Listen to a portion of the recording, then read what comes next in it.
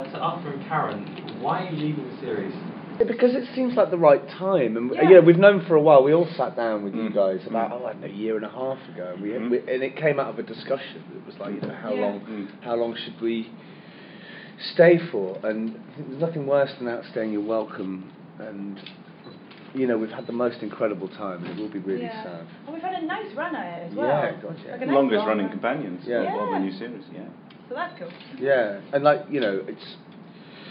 it's a strange thing. It will be really sad when we leave, but also we know we did the read through for the episode that we're leaving on last night, and it's going to be an amazing piece of television, and we're so kind of honoured to be involved in it in the first place. And it just feels like the right time to kind of to go while we're there. So yeah. Are you pleased with your exit scenes? Oh my God. Yeah. I am so pleased. I just hope that I can deliver it well. But that is the block we're doing now. Is the block that contains both the episode 1 and episode 5. They've become, two of my closest friends. First and foremost, I miss the creative relationship because it's brilliant.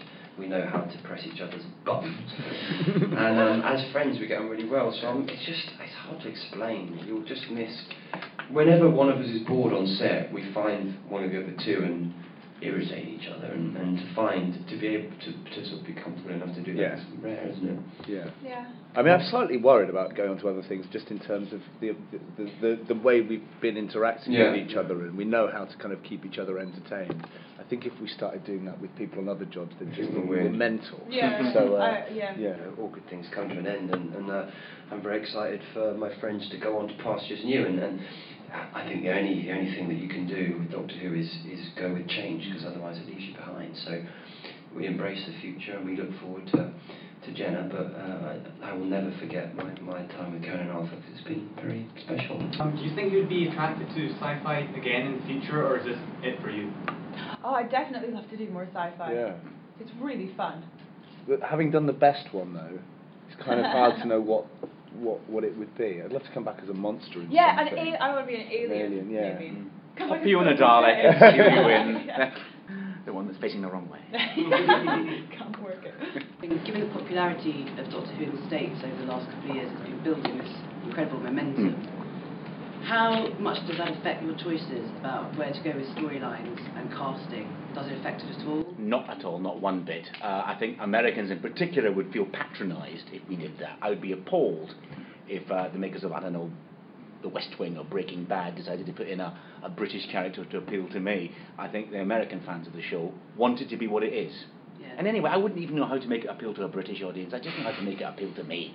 Right, so that's what we do. We make the show that appeals to us, and believe me, if you'd just seen us watching that trailer, you'd know how much it does appeal to us. Oh God, we love our show.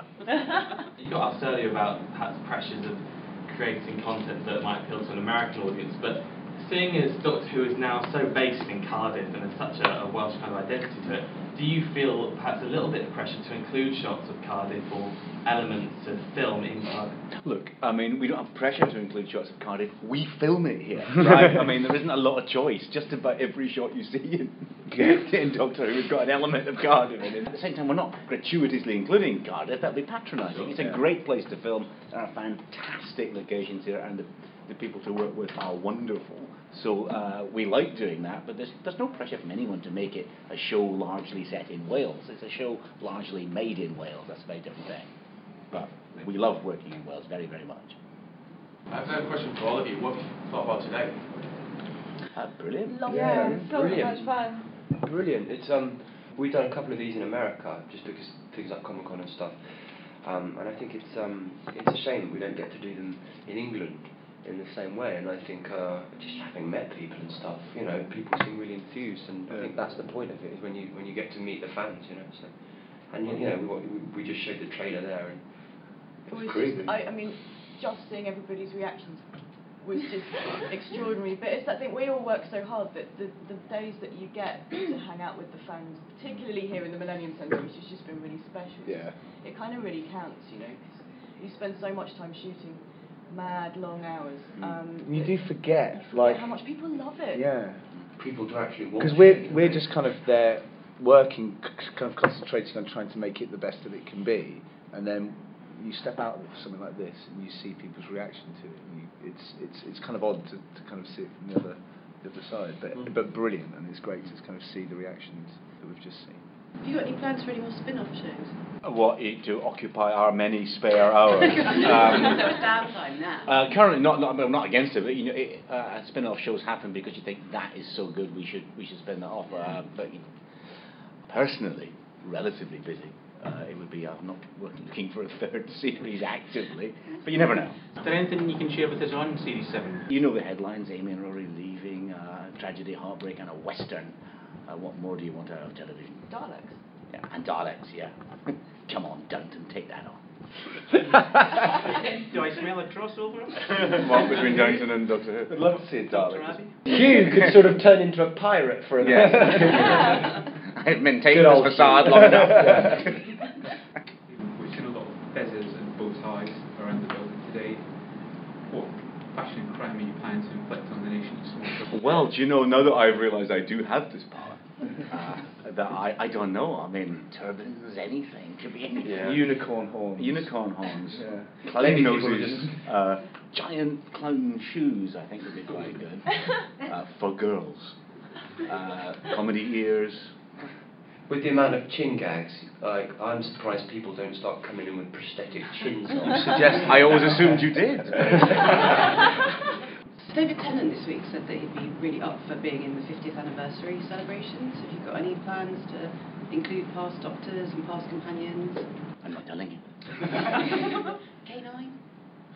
Look at this face.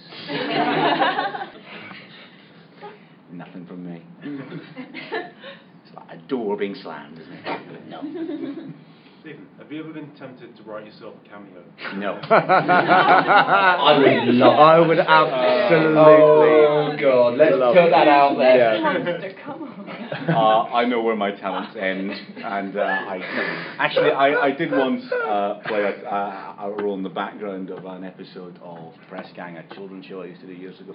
I hated it. I hated people coming up and fussing about with makeup and then saying, no, you have to stand over there again, and they did the shot again and again, and it was really boring.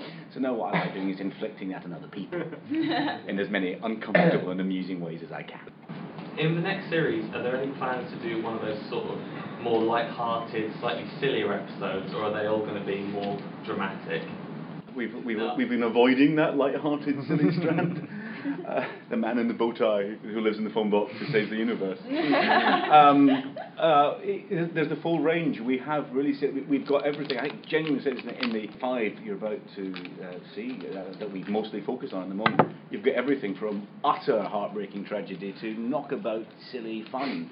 I mean, really, and sometimes within minutes of each other. I don't think Doctor Who is ever Doctor Who if it's only one thing at a time. It has to just keep surprising you. I think the changes in tone are so fast in Doctor Who, and I like to think so sure-footed that that's what defines it. So you'll get everything. But if you're laughing and saying, "Oh, this is so silly," expect to be crying in 5 minutes. If the TARDIS turned up right now and you got one trip, where would you go? I'd go really far into the future and see how we've evolved.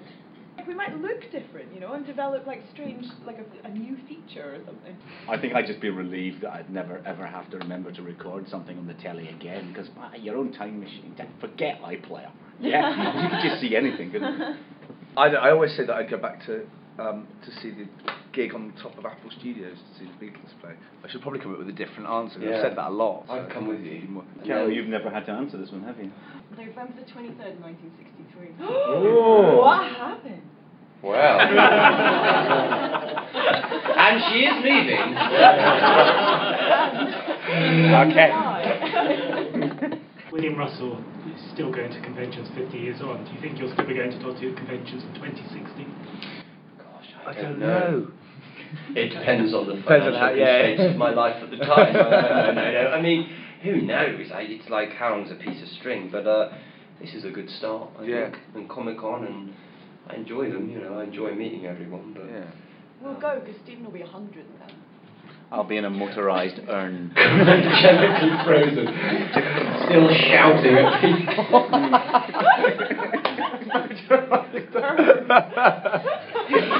That's amazing. And are you staying on for the next series, Stephen? Yeah.